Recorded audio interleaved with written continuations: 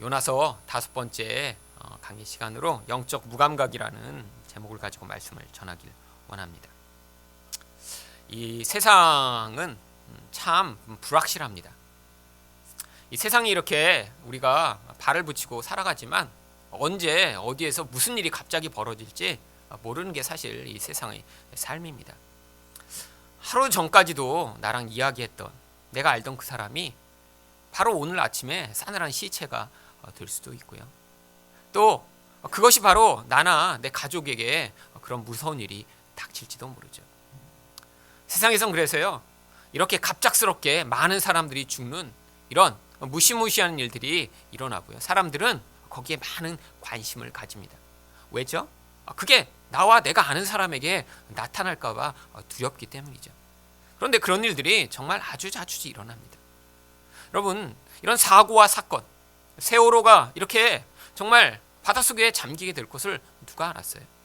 그런데 그런 일이 일어나 수백 명이 그렇게 죽고 나면요, 아름아름으로 내가 알던 사람, 또 내가 알던 사람의 친척이 그런 사고로 죽었다는 이야기를 듣게 됩니다.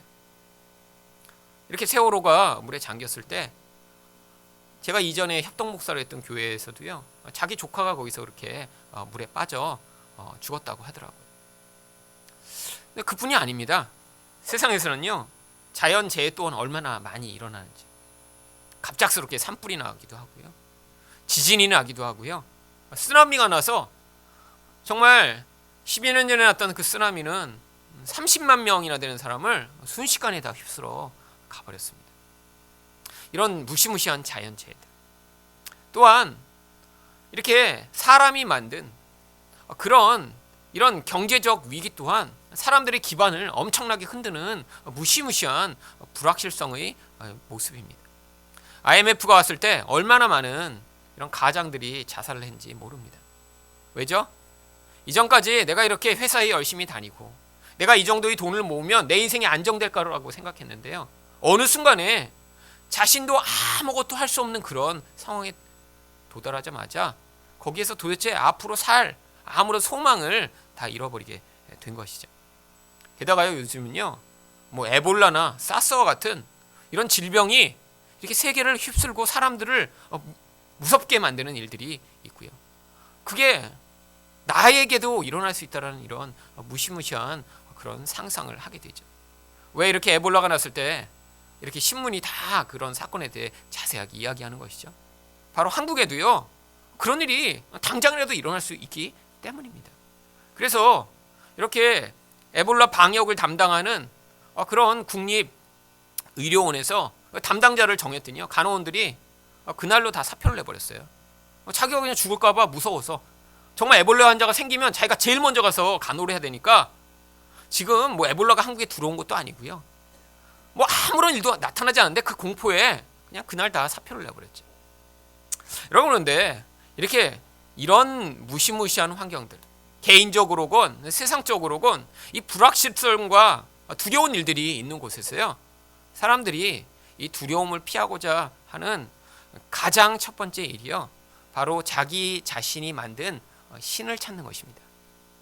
이런 고대로부터요 현재까지 이렇게 사람들이 만든 신이요, 어느 민족, 어느 부족, 어느 시대나 항상 있었습니다. 아무리 작은 부족, 뭐 10명이 사는 부족에 가도요, 다 그들도 신을 섬겨요. 왜? 인간이요, 이 세상을 살아가는데요, 자기 힘만으로는 안 된다는 걸 아는 거예요. 언제 내게 죽음이 닥치고 언제 내가 두려워할 만한 일이 닥치면 그것을 내가 감당할 수 없다라는 그 두려움에 사로잡히기 때문에요, 그래서 신을 만들어내는 것이죠. 그런데 인간이 이렇게 두려워서 만드는 신을 성경이 뭐라고 이야기하냐면 바로 우상이라고 부릅니다. 아니, 우상은 자기가 뭔가 원해서 그런 신을 만들어내는 것 아닌가요? 네, 맞습니다. 우상의 본질은요, 바로 이렇게 인간의 욕망과 두려움을 이루어주고 그것을 막아줄 것이라고 생각하는 동일한 존재예요. 여러분, 사람들이요, 두려워하는 것이 무엇을 두려워하죠? 자기가 가장 소망하고 가장 중요하게 여기는 것을 잃어버릴까 봐 두려워합니다. 그러니까요, 사람이 뭐가 두렵다, 그래서 뭔가를 의지한다 하면요, 사실은요, 그걸 간절히 원하기 때문이에요. 왜? 죽을까 봐 두려워하죠? 살기를 간절히 원하기 때문에 두려워하죠. 그래서 자기 생명을 연장하고 더 오래 살고 더 건강하게 살고자 무엇을 의지한다면요, 사실 그런 욕망 때문에 의지하는 그 우상이 또 죽을까봐 두려워서 동일한 게 의존하는 우상이 되는 것입니다. 그래서 우상을 의존하는 모든 태도는요, 사실 다 똑같아요. 자기가 원하는 것을 계속 유지하고 더 풍요롭게 만들고 자기가 두려워하는 것을 피하기 위해 우상을 섬기는 것입니다. 바로 오늘 본문에 보면요, 5절에서 사공들이 두려워하여 각각 자기의 신을 부르고, 신기하게도요, 이 사공들도요 같은 신을 섬긴 게 아니에요. 다 자기가 만든 각각의 신들을 섬겼습니다. 이게 바로 우상의 특징입니다. 우상은요, 어떤 공통된 모습을 갖고 있지가 않아요. 사람마다 자기가 원하는 게 틀리거든요. 어떤 사람은 돈을 간절하게 자기 우상으로 섬깁니다. 돈이면 내 생명도 유지할 수 있고, 나를 부자로 만들어줄 수 있고, 세상에서 권력을 줄 수 있고, 또 내가 무슨 일이 일어났을 때 돈의 힘만 가지면 내가 그걸 다 피할 수 있어 라고 생각하기 때문에 돈을 의지해요. 어떤 사람은요, 권력을 그런 우상의 자리에 올려놓습니다. 내가 대통령을 아는데, 내가 국무총리를 아는데, 내가 이런 사람을 알면 내가 문제가 생겨도 당장 해결할 수 있어. 아니야, 능력이면 되지, 능력이면. 여러분, 사실 사람들이 예전에도요 우상을 섬겼지만요, 그 우상들은요 다 어떤 종류의 특징들을 가진 우상들이었습니다. 사람마다 자기가 원하는 우상이 있어요. 왜죠? 사람들이 원하는 욕망의 대상들이 다 틀리기 때문입니다. 근데 그 욕망의 그 근원을 추적해 보면요, 다 하지만 뿌리는 똑같아요. 무엇이죠? 바로 눈에서 보는 것으로 내 힘을 삼고 그것으로 이 불확실한 세상 가운데 자기 생명과 자기 풍요를 확장하고자 하는 욕망 가운데 각각 자기 우상들을 섬기는 것입니다. 그런데 아주 우스운 일은요, 이렇게 선원들이 각각 자기 신을 열심히 불렀지만 여러분, 그 우상이요 절대로 사람을 도와줄 수 없다라고 하는 사실입니다. 여러분, 이 선원들이 얼마나 간절히 자기 신을 찾았을까요? 여러분, 바다에서 오래 그 일들을 하던 자입니다. 아니, 이 정도의 풍랑은 우리가 한 번도 만나본 적이 없다. 이 정도의 풍랑을 만나면 우리는 반드시 죽을 것이다. 그들은 다 알았어요. 그러니까요, 생명을 다해 자기 우상을 향해 부르짖었을 텐데 그 우상들은요 절대로 위급한 상황에 응답하지 않습니다. 여러분, 돈이 세상에서 나를 지켜줄 수 있는 가장 강력한 힘이라고 생각해도요, 절대 절명의 상황이 되면요, 그 돈은 그 사람이 부름에 절대로 응답하지 않습니다. 여러분, 이건희 회장이 지금 그렇게 누워 있는데 여러분, 돈이 그를 살릴 수 있나요? 아니에요. 어떤 신문 기자는 그래서 이건희 회장이 지금 죽었다라고 아예 신문에 냈더라고요. 죽었는데 살아 있는 것처럼 지금 호흡만 유지시켜서 놔두고 있는 거래요. 사람들이 이렇게 근거도 없으면서 발표를 하면 너 고소당할지도 모른다. 그런데 자기는 확실하대요. 자기는요. 그런데 고소를 안 하더라고요, 삼성에서. 근데 왜 지금 그렇게 살아있는 것처럼 만들죠? 지금 그냥 죽으면요, 이 상속세를 엄청나게 내서 그 지분이 지금 제대로 정리가 안 되기 때문에 이 이재용이라고 하는 그 아들이 그 모든 것을 자기가 통제하고 다스리기 위해서는요, 죽기 전에 그 작업을 미리 다 해놔야 되거든요. 그래서 지금 생명 유지 장치로 그냥 살려만 놓는 거예요. 살아있는 것처럼. 여러분, 아무리 돈이 많아도요, 그 절대절명의 상황에서 우리 이건희 회장도 살아날 수가 없습니다. 여러분, 이게 우상의 특징이에요. 근데 사람마다요 여전히 눈에 보는 것을 의존하기 때문에요, 그런 눈에 보는 것이 나를 어느 순간에 지켜줄 수 있을 거라고 끊임없이 생각합니다. 여러분, 가장 미련한 짓은요, 사람을 이렇게 우상으로 섬기는 거예요. 어떤 사람이 나를 도와주고 어떤 사람이 내 미래를 책임져 줄 것이라고 생각하는 이런 것. 여러분, 그런데 이거 아주 보편적인 우상입니다. 한국의 모든 부모들이 왜 자녀에게 목을 매죠? 자기는 이렇게 싸구려 몸빼 치마만 입으면서 왜 자녀한테는 30만 원, 40만 원씩 들여서 과외를 시키죠? 그 자녀가 자기 미래고 자기 우상이기 때문이에요. 자녀가 높은 자리에 올라가고 자녀가 성공하는 것이요, 그게 내 미래를 책임져 주고 나에게 영광을 가져줄 것이라고 생각해서 그래요. 그래서요, 자기를 희생하면서 그 우상에게 바치는 것이고 헌신하는 것입니다. 그런데 그렇게 자녀를 의존했더니 정말 자녀가 그 부모를 책임지고 그 부모를 영광스럽게 만들고 그 부모를 정말 하늘 끝까지 높여주던가요? 여러분, 자녀에게 헌신할수록요, 그 자녀는 부모에게 정말 배신을 때립니다. 우리 그런 얘기 많이 듣잖아요.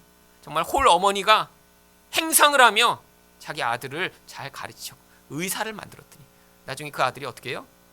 그 어머니를 알지도 못한다. 찾아오지도 않는다. 여러분, 이게 세상입니다. 이게 우상이 가져오는 결과예요. 여러분, 여기에는요, 사실은 사람들이 끊임없이 인류 내내 하나님 외에 만들어냈던 이런 가짜 우상들이 무력함이 드러납니다. 세상을 다스리시고 통제하시는 분은 하나님이세요. 그런데 여전히 우리 또한요, 어떤 상황이 요동하고요, 내 미래가 불확실하고요, 내가 실패할 것 같고요, 어떤 상황 때문에 내가 창피를 당할 것 같으면요, 그때 당장 생각나는 게요, 우상입니다. 여러분, 하나님을 믿는다고 하지만 실제로요, 하나님을 통해서 바로 내가 우상으로 여겨왔던 그것이 주어지기를 기대하는 마음, 그게 똑같이 우상 숭배인 거예요.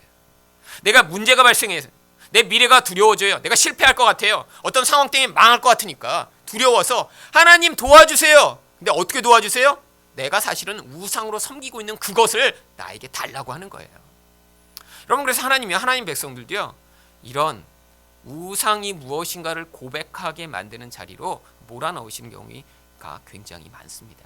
여러분, 평소 때는요, 하나님을 내가 정말로 섬긴다고 고백을 해요. 그런데 위기의 순간, 정말 망하기 전에는요, 이런 우상 앞에서 정말 자기가 내가 이런 우상을 섬기고 있는 자구나라는 그 사실을 고백할 수밖에 없는 그런 상황이 다가옵니다. 왜죠? 그런 상황 때문에 두렵다는 게 사실은 내적 깊은 곳에선 하나님을 지금 신뢰하고 있지 못하다는 거예요. 여러분, 하나님은요, 세상도요, 그냥 우연히 만드신 것이 아닙니다. 하나님 안에 이 세상을 향한 계획이 다 있는 거예요.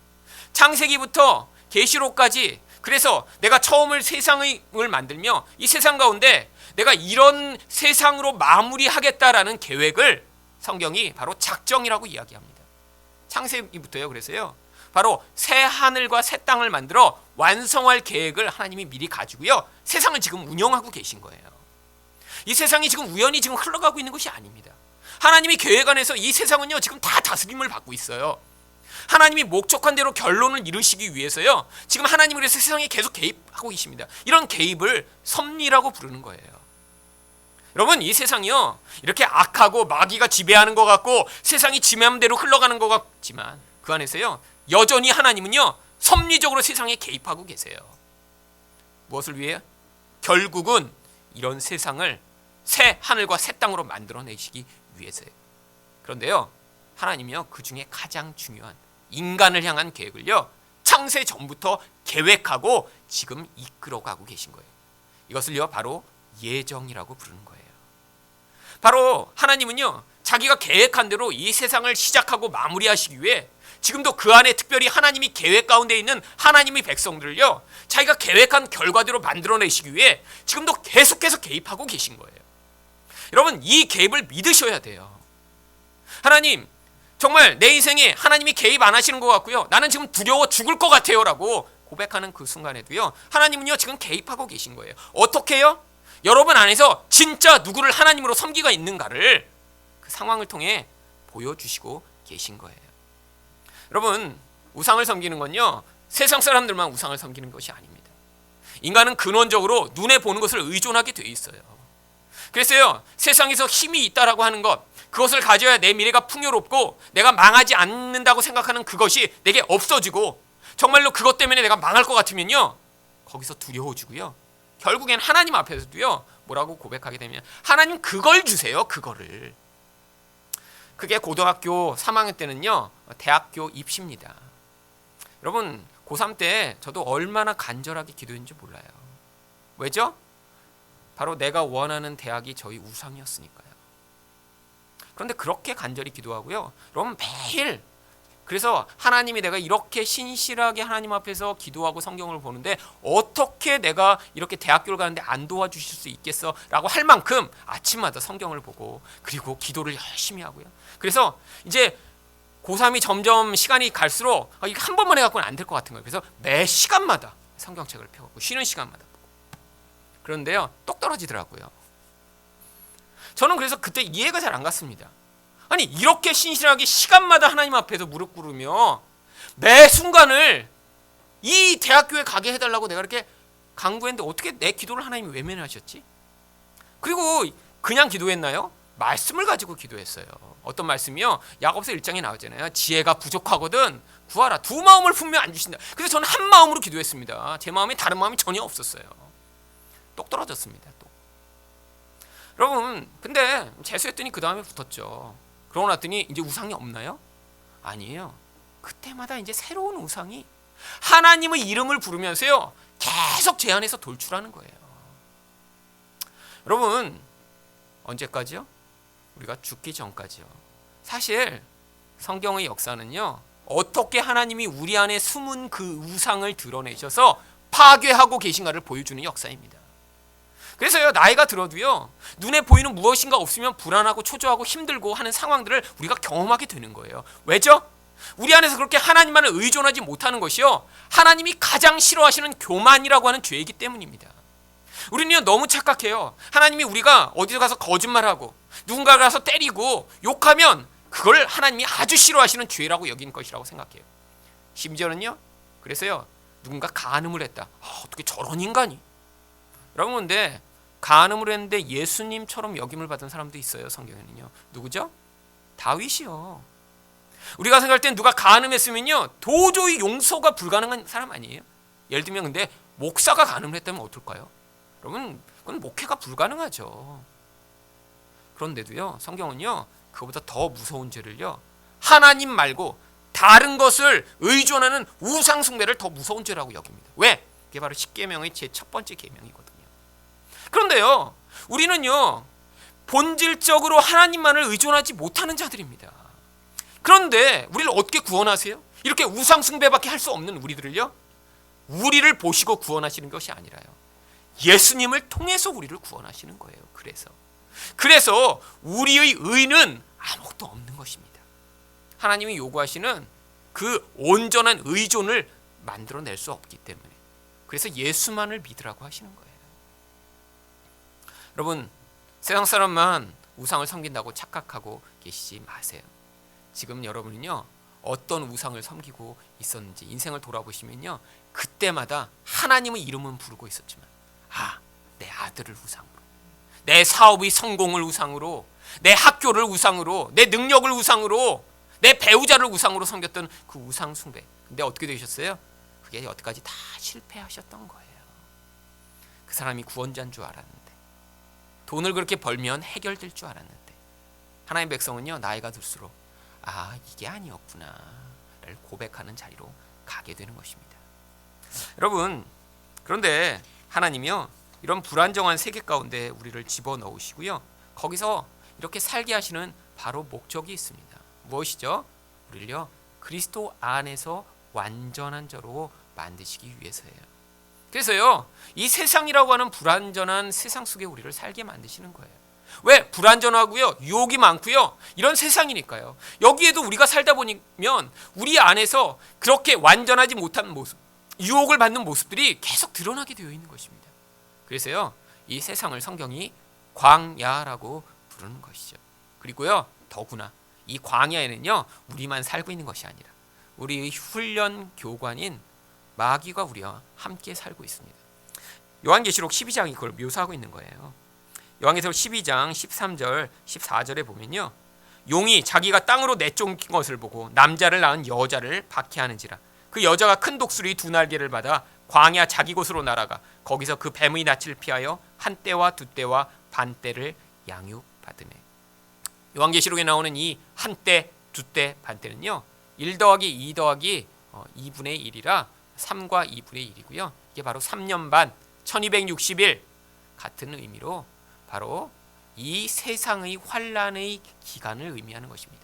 바로 예수님의 초림부터 재림까지 교회가 세상 속에서 살아가는 그 시간, 바로 우리가 교회로서, 여자로서 광야에 이렇게 살고 있는 거예요. 그런데 성경은 뭐라고 얘기하죠? 거기에 지금 이 용, 마귀가요, 하나님 백성과 함께 있습니다. 근데 성경이 뭐라고 얘기하냐면, 바로 이 광야에서 마귀와 함께 우리가 있는데 이곳을 하나님의 백성들, 여자가 양육받는 곳이라고 얘기해요. 어떤 양육이요? 우리가 받아야 할 제일 중요한 양육은요, 하나님만을 믿는 그런 자로 성장해 나가는 것이죠. 여러분, 바로 이렇게 우리는 이 땅에서 우상 숭배를 벗어나 하나님을 의존하는 자로 지어져 가는 것입니다. 그런데 이런 세상 속에서요, 바로 우리가 어떻게 하기 쉬우냐면요, 요나와 같은 반응을 하기가 쉬운 거예요. 어떤 반응이죠? 이렇게 지금 세상이 요동하고 흔들리고 있는데요, 영적으로 무감각한 자는요, 아예 배 밑창에 깊이 들어가 거기에서요, 이 모든 상황 가운데 벌어지는 일을 외면해 버리는 거예요. 사실 이 모든 문제가 왜 발생했죠? 요나 때문에 발생했습니다. 왜 세상이 이렇게 풍랑으로 요동하고 사람들이 죽을 것처럼 소리를 지르고 있죠? 요나 한 사람 때문에 이런 일이 벌어지고 있는 거예요. 여러분, 세상을 정말 이런 영적으로 민감한 관점에서 바라보시면요, 세상이요, 사실 여러분 한 사람을 변화시키고 여러분 한 사람을 성장시키기 위해 하나님이 세상을 움직이고 계시는 것을 보실 수가 있어요. 영적으로 무감각해지면요, 아니 왜 이렇게 자꾸 어려운 일들이 일어나? 왜 주변 사람이 자꾸 아파? 엉뚱한 얘기를 하게 되죠. 여러분, 이 영적으로 민감해진다는 게 그래서 중요합니다. 영적으로 민감해지면요, 세상에서 매일매일 벌어지고 있는 일들이요, 지금 하나님의 개입 가운데 있는 일들인 거예요. 무슨 좋은 일이 일어나서가 아니에요. 하나님의 목적은요, 여기서 우리를 좋게 만드시고 편안하게 만드시고 우리에게 모든 필요한 것을 주시는 목적이 아니에요. 여러분, 이게 목적이면요, 진짜 좋은 하늘나라에서는요, 거기서는요, 우리를 미리 데려가시면 되잖아요. 이 땅에 사는 날 동안 우리는 양육받는 것입니다. 영적으로 눈을 뜨셔야 돼요. 여러분, 근데 이렇게 영적으로 무감각해진 이유가 무엇이죠? 하나님이 행하시는 일과 자기가 생각하는 게 달라서 그렇습니다. 여러분, 사실 이게 다르지 않다라면요, 진짜 문제가 많은 거예요. 왜죠? 이미 우리가 하나님과 똑같다는 거 아니에요. 우리 생각이 그래서 하나님 생각과 똑같으니까 그때 갈등이 없죠. 그런데요, 갈등이 없다고 느낀 때는 언제냐면요, 예수님을 처음 믿었을 때예요. 그때는 하나님이 누구신지 모르기 때문에 하나님이 늘 내 편이야. 그러니까 그냥 하나님이 참 좋아. 그런데요, 여러분, 하나님을 많이 이렇게 열심히 믿고 하나님이 누구신지 알다 보면요, 하나님은요, 우리가 원하는 대로 행하시지 않습니다. 사실 관계가 중간에 틀어져요. 안 틀어지신다고요? 그럼 아직 시작도 안 하신 거예요. 신앙은요, 여러분, 늘 하나님과 이렇게 허니문이 아닙니다. 관계가 깊어지면요, 여러분, 사실 결혼해서요, 언제가 제일 힘들죠? 초기가 제일 힘들죠. 왜죠? 결혼해보니까요, 서로 가까워질수록 서로의 관계가 틀어지는 것들을 발견하게 되잖아요. 내가 원하는 것과 상대가 원하는 게 일치가 되지 않잖아요. 결혼하기 전에는 멀 때는요, 별로 상관이 없었어요. 근데 같은 집에서 같은 시간에 같이 살다 보니까 계속 문제가 생기죠. 하나님도 마찬가지예요. 멀 때는요, 하나님이 무조건 좋은 하나님이에요. 근데 가까워지면요, 하나님은 변하시지 않습니다. 우리의 변화만을 끊임없이 요구하세요. 그러니까 거기서부터 힘든 거예요. 여러분, 하나님이 요구하시는요, 가장 중요한 일은 무엇입니까? 바로 이 요나처럼 원수까지도 사랑하는 거예요. 여러분, 그래서요, 여러분의 삶에서 끊임없이 그런 테스트가 나오게 되어 있습니다. 원수를 정말 사랑하는가? 아니에요. 미운 자들이 계속 나타나야 정상입니다. 마음에 안 들고요, 힘들고요, 같이 있기 불편하고요, 그 사람 때문에 짜증이 나고요, 사람이 싫고요. 그런데 여러분, 그 사람이 나쁜 사람이기 때문에도 그런 문제가 발생할 수 있죠. 그런데요, 우리 안에서 드러나는 그런 모습들이 사실 하나님이요, 우리 깊은 죄를 드러내고 계신 거예요. 여러분, 바로 이런 바닷속의 환경, 이것이 지금 우리가 살아가고 있는 그런 자리입니다. 여러분, 하나님은요, 지금도요, 우리를 이렇게 요동하는 것 같은 환경 속에서, 정말 한치 앞을 내다볼 수 없는 그런 자리 속에서, 우리 근원 안에서 우리가 이렇게 영적으로 무감각하지 않고 차라리 이방인들처럼 깨어 하나님을 부르는 자들이 되기를 원하고 계신 것입니다.